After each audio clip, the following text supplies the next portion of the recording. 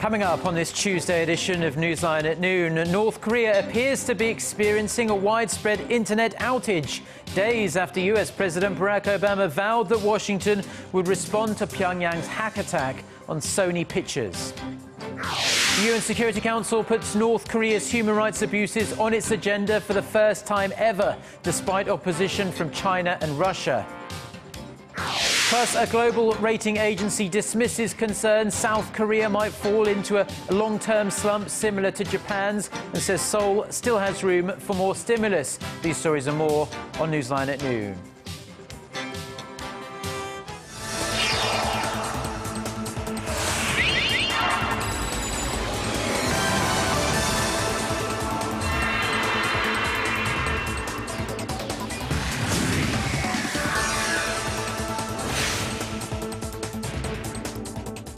It's noon Tuesday, December 23rd here in Korea. Thanks for tuning in. Live from Seoul, I'm Eoh Jin-joo. It's very good to have you with us. I'm Mark Broome. Our top story this afternoon. North Korea is said to be regaining access to the internet slowly but surely, hours after widespread outages cut them off almost completely. With the blame shifted onto Pyongyang for the recent cyber attack on Sony Pictures, there's speculation the U.S. could have been involved. Shin Se-min reports. We will respond. We will respond proportionally, and we'll respond in a place and time and manner that we choose. It's not something that I will announce here today at a press conference. Days after U.S. President Barack Obama said he would take proportional measures against a cyber attack on Sony Pictures that's been blamed on North Korea, the communist state is slowly regaining access to the internet after experiencing widespread outages. Some say the communist state has been cut off completely from the internet in what is being described as the worst network collapse in the north in years. It is not clear what caused the outage, but suspicion immediately turned to the United States in light of the recent attack on Sony Pictures. Deputy spokesperson for the U.S. State Department Marie Harf declined to comment on the reports that North Korea had lost its internet access, but did say that the U.S. implements their responses. Some will be seen, and some may not be seen. Access to the internet is limited in the north. Only a small number of people are allowed online, and very little commercial or government-related businesses is done on the web. For that reason, experts say the outage isn't expected to have any lasting economic effects on the north. Shin Se-min, Arirang News. Turning now to the UN's historic and highly symbolic move against North Korea. For the first time ever, the UN Security Council has put Pyongyang's appalling human rights record up as a matter for official discussion at the highest level of the world body. Connie Lee reports. It's official. North Korea's human rights issues are now part of the UN Security Council's agenda. The DPRK is in effect a totalitarian state which uses violence and repression against its own citizens to maintain itself. The regime's atrocities against its own people have created an inherently unstable state. Members of the council voted on Monday to formally take up the issue of Pyongyang's alleged human rights abuses. This despite objections from China and Russia. However, there are no vetoes in procedural votes like this one, where an agenda is being set, so the other members were able to override the objections. This is the first time that the top UN body has taken up North Korea's human rights issues. Previously, discussions on Pyongyang were solely centered on the North's nuclear weapons program, but now all aspects of the country will be monitored and discussed. The latest ruling could also serve as a prelude to punitive measures against Pyongyang in the future, as it comes a matter of days after the UN General Assembly voted in favor of referring North Korea to the International Criminal Court for alleged crimes against humanity. North Korea, which has refused to cooperate at every step, quickly denounced the decision. Monday's report follows a stinging UN report released in February that said North Koreans face unspeakable atrocities. These include forced labor in the country's prison camps, deliberate starvation, executions, and torture. This latest move ramps up international pressure on Pyongyang to finally treat its own people better. Connie Lee, Arirang News.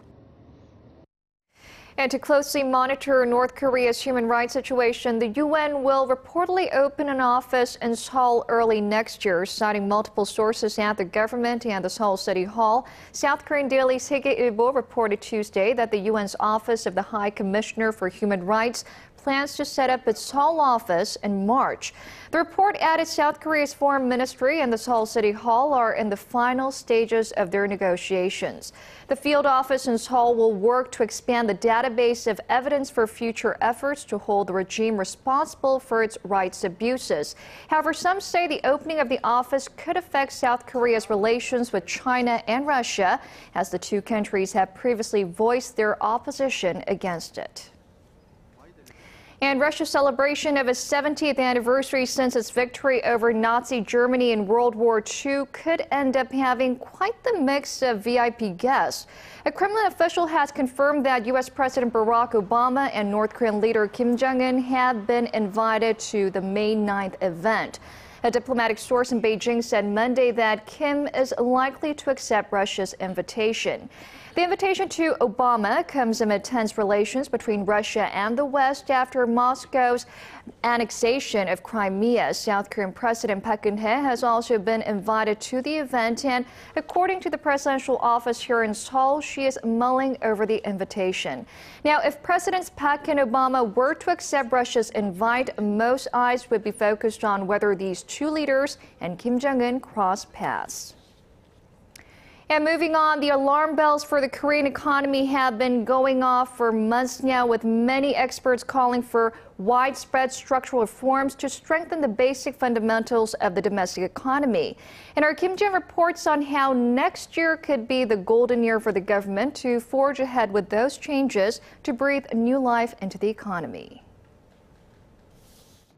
Next year is a golden time to carry out structural reforms of the Korean economy. This is what Finance Minister Choi Kyung-won had in mind when he laid out a set of comprehensive economic policy directions this week. There are no nationwide elections scheduled for next year, meaning that the Park Geun-hye administration can focus less on wooing voters and more on implementing changes. Developing the employment system is regarded as an integral part of the structural reforms. Choi has stated before that local companies are reluctant to hire employees for permanent positions because it's not easy to lay people off once they're hired.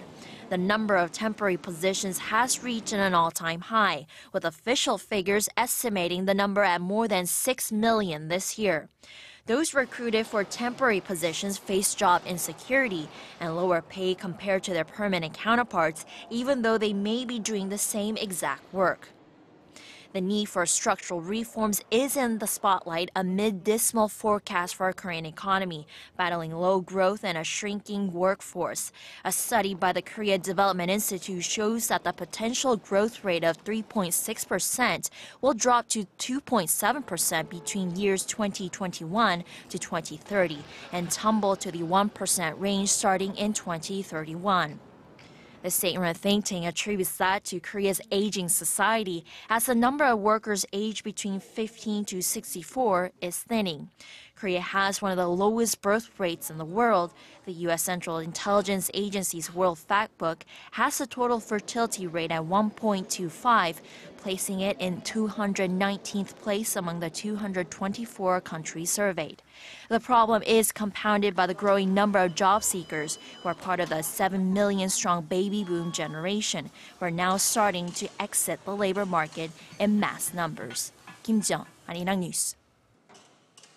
Now, Korea's finance chief has been touting the need to overhaul the labour market in an attempt to reduce the relatively high youth unemployment rate being felt here in South Korea. Speaking about next year's economic policy directions on major news stations on Monday, Choi Kyung-hwan emphasized the need to reduce economic polarization, to create more jobs, especially for Korea's young people. He recognized the difficulties of carrying out structural reform, but said it was necessary, especially as big corporations are hiring fewer full-time employees amid economic uncertainties at home and abroad.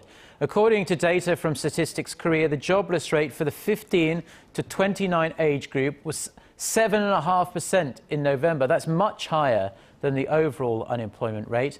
The finance minister also stated that the government will work to expand the social security net. Now, the chief analyst who gauges risk for the Asia-Pacific region at Fitch Ratings has dismissed concerns the Korean economy is facing deflationary pressures.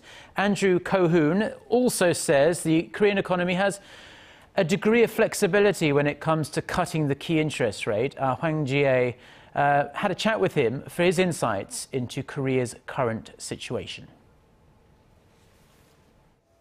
So, Andrew, many here in Korea are drawing parallels between Korea and Japan, saying that Korea is close to the kind of slow growth and falling prices that its neighbors suffered from for 2 decades. Do you also agree with the comparison?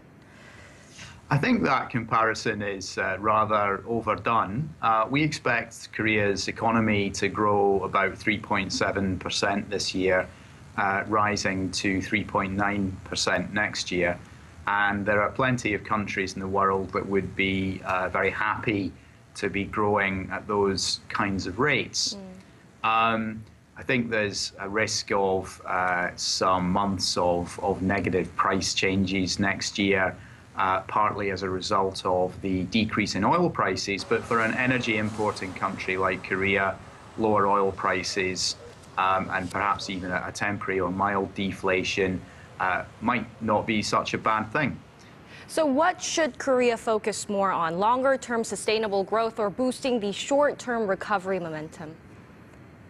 Well, it's not for us as a ratings agency to give policy advice, so that's an important point for us to stress. I think from our perspective, what I'd say is that Korea's degree or scope for policy flexibility, both on the monetary and on the fiscal side, is a strength in the credit profile. So compared to some of Korea's high-income advanced economy peers, the central bank has room to cut interest rates. Public debt is moderate. So the authorities have scope to use the budget to assist in economic management, more than is the case in many of the country's high-income peers. Now, household debt, that is one of the major risks of the Korean economy. Could that possibly develop into a crisis that could threaten the stability of the country's financial industry?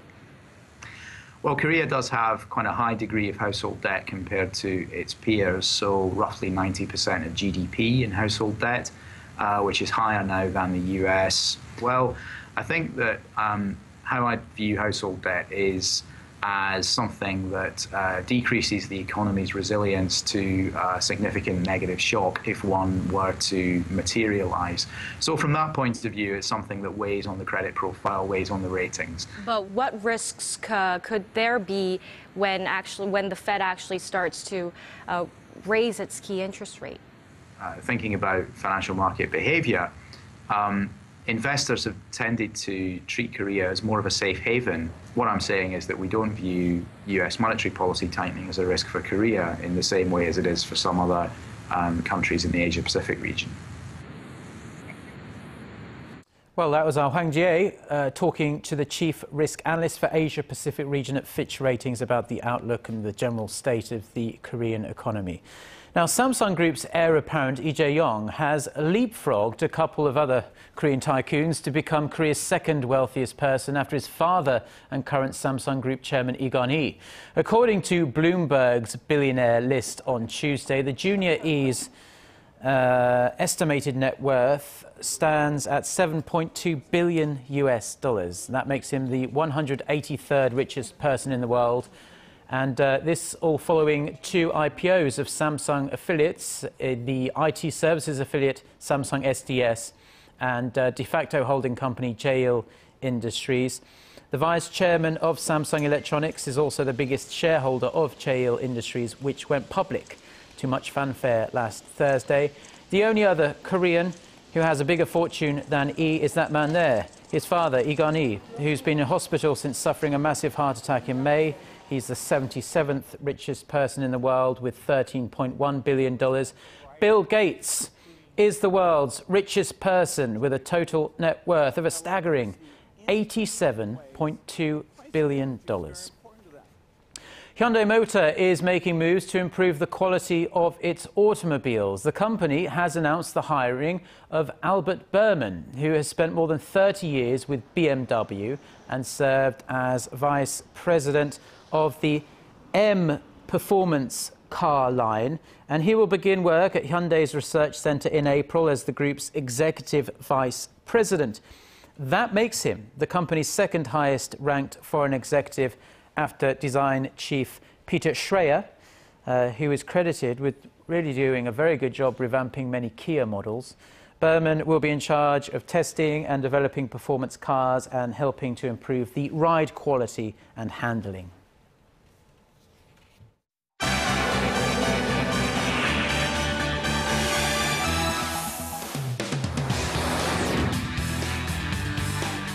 Well, it's that time in the newscast where we take a look around the world for the headlines, and we check in with our Son Jung-in, who has the global headlines for us.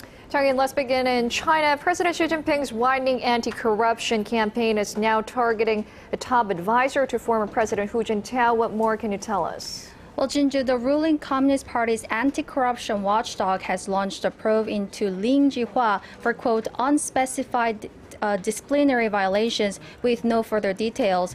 Lin, who was virtually the chief of staff of the former president, came into the spotlight more than 2 years ago when he tried to cover up a scandal involving his son, who died in a speed car accident while driving his Ferrari. And speculation about his fate ran high after the announcement of a probe into his two brothers back in June.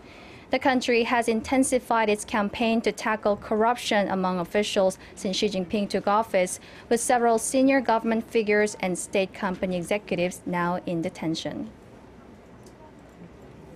Now over in the U.S., where the country is dealing with ongoing protests over race issues and police behavior, New York City Mayor Bill de Blasio held a press conference seeking to ease tensions.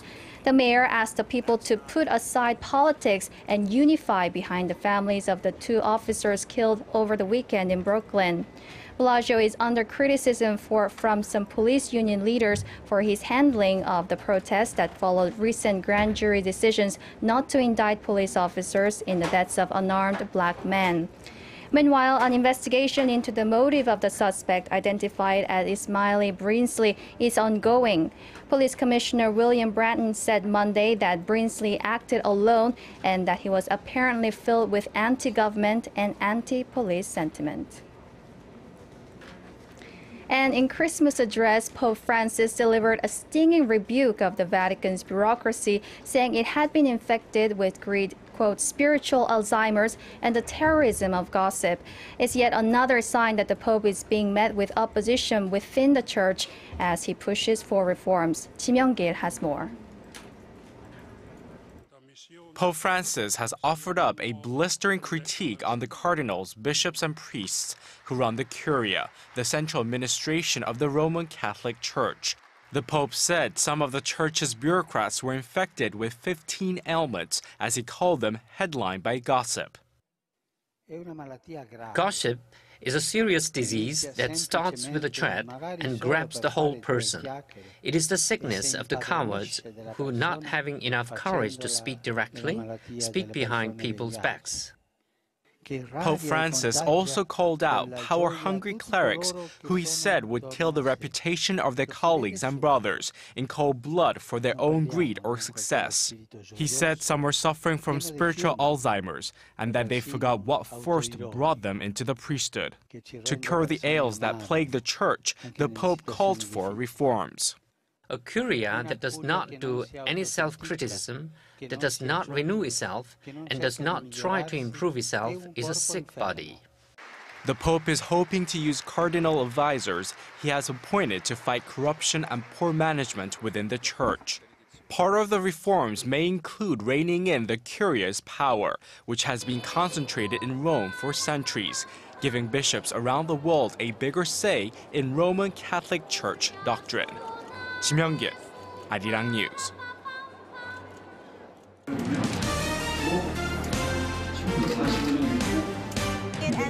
Stay up to date on the latest news out of Korea, connecting to our team of reporters about the issues that matter to Korea. On air, on your mobile, online, Find out more about Korea on NEWSLINE at Noon with Mark Broome and Eoh Jin-joo. I'm Eoh Jin-joo. Market researcher, Strategy Analytics said Thursday that LG Electronics brought in about... Korean films are continuing to bring in moviegoers by the millions in the country. This year, the 100 million viewer mark was broken a couple of months later than last year. But whereas several films helped the Korean film industry hit the milestone in 2013, this year's figure was given a huge boost by a small handful of monster hits. Park Ji-won tells us more. Korean films have attracted over 100 million viewers to the nation's cinemas this year, marking the third straight year of achieving the milestone. Last year, the number of people buying tickets for domestically produced films exceeded the 100 million mark in early October. This year, it took a couple more months to reach the mark.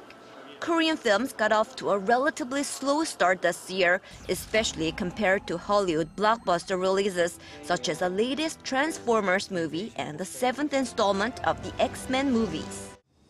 However, the tide started to turn as we got further into 2014 with the opening of the period action film The Admiral Roaring Currents. The film recorded more than 17 million ticket sales over the summer, a record for a Korean film in Korea. Another Korean action film, The Pirates, was also an overwhelming success, drawing in more than 8 million viewers. Last year, we had several Korean films attracting 3 to 4 million viewers. But this year, The Admiral Roaring Currents achieved that figure on its own. 2014 has been marked by the success of a small handful of films, pushing us to the 100 million mark. The popularity of Korean films is continuing into December as well, with the heart-wrenching drama set during the Korean War, Ode to My Family, and the documentary film My Love, Don't Cross That River. Park Ji-won, Arirang News. Now, smartphone platform services continue to evolve as they penetrate further and further into all of our daily lives. And a very bright future lies ahead for the market as Korea and many other countries in Asia edge ever closer to a truly mobile-only era. Our Gwon-soa reports. Information and communications technology is increasingly a part of our daily lives.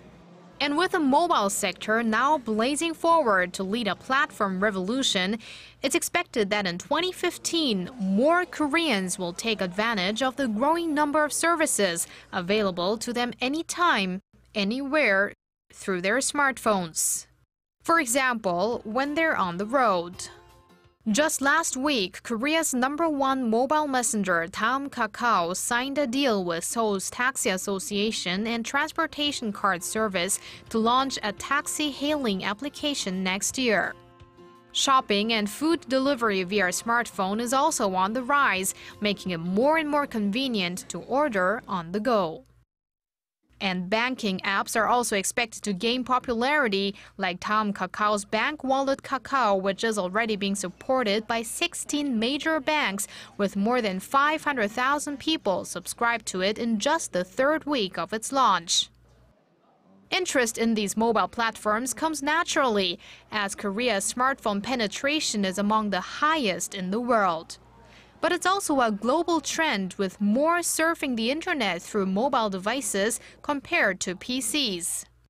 Speaking at Google's Mobile First World event last month, Executive Chairman Eric Schmidt said the world is changing from a web-first world to a mobile-first world, with Asia leading the market for many years to come. And the next transition forecast for the region is going mobile only. Korea's ICT ministry reported that the number of households owning smartphones this year stood at 84%, outnumbering those owning computers for the first time. That's why industry watchers expect fierce competition among smartphone platform developers and, in turn, increased use and dependency of mobile apps in our everyday life. Gwon-soa, Arirang News.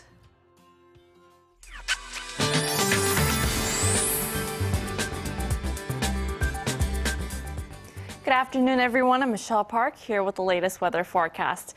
The weather have been much more pleasant over the last few days, temperature-wise, and this afternoon we are expecting to finally make it back to the seasonal averages. Now, today's morning lows and highs are going to be about 4 degrees higher compared to yesterday's. However, due to the windy conditions, sensory temperatures will be at around -10 degrees. Now, besides that, the central region has been covered in fog, which will get thicker as the time passes, so make sure to be extra careful on the roads. And for the rest of the nation, it's going to be mostly cloudy skies and dry as well. And to our readings, we are seeing 5 degrees this afternoon for Seoul, while Gwangju and Busan will be hitting mild at 7 and 9 degrees. And to other regions, Jeju Island will be at 11. Dokdo hits down to 8 degrees, while Manggyeong drops to -3. Well, that's all for now, Michelle Park, and have a wonderful day. Well, thank you very much, Michelle, for the weather. And those are the stories we're following at this hour. Mark and I'll be back at the same time on Wednesday. Thank you for watching.